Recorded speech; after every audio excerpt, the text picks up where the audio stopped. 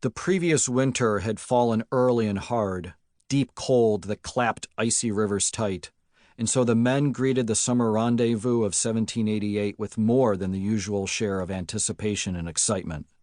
Like sailors putting into port, or whalers tying up ships in a gam, voyageurs thirsted for the rendezvous with a pent-up intensity bordering on lust. Part reunion, part respite, part drunken revelry, the highlight of the year. They descended upon the annual conclave from every direction. Great Lakes traders from Fort Michilimackinac and the Mississippi Basin. Mangeurs de lard, the lowliest pork-eaters, from the east, carrying in their massive birch-bark canoes a season's worth of gunpowder and casked rum. And of greatest esteem, the vaunted hommes du Nord, the men who had survived the far interior and lived to tell about it.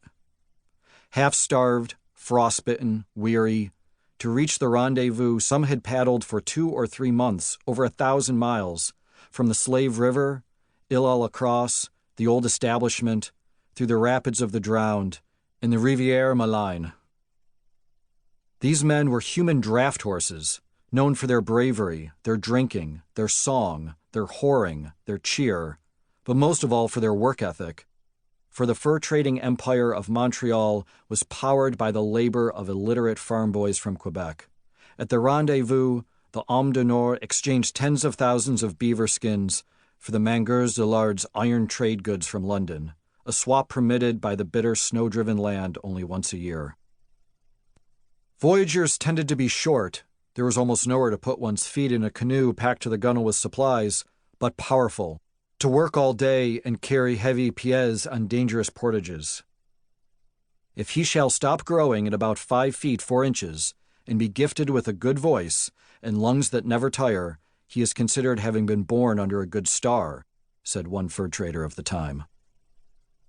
A good voice, for they sang all day. They sang to synchronize their strokes. They sang to pass the time between smoked pipes. They sang to stay awake. The songs were filthy, bawdy versions of old religious hymns and children's rhymes with popular melodies. Songs of beautiful women and dances and work and crows picking at the flesh of corpses butchered in an Iroquois raid. We are voyageurs and good fellows. We seldom eat, but we often drink. If the mosquitoes sting your head and deafen your ears with their buzzing, endure them patiently, for they will show you how the devil will torment you in order to get your poor soul. The rendezvous was held at a place called Grand Portage, along a small bay on the western lip of Lake Superior, under the gaze of slumbering mounds of rock.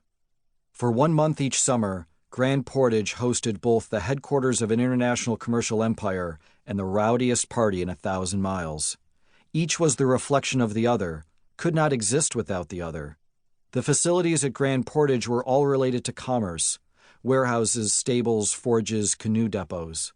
In truth, the fort constituted only a quasi-town, a communal garden but no church, a watchtower but no government soldiers, a factory for a single industry, the hub of every spoke, the gangway to the north.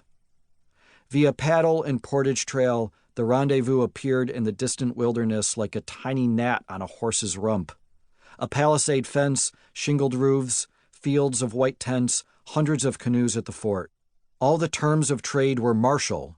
Groups of canoes were a brigade, and they marched across the water. The Indians were kept on the outside of the picket in teepees layered with bark.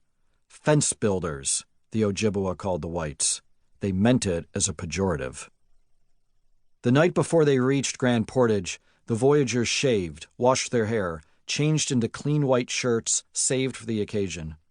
All year, when laboring in the stacked boreal forest, wading through sucking muskeg, dodging Sioux war parties curled for warmth with their Cree wives, they might dress in rags, filthy and emaciated.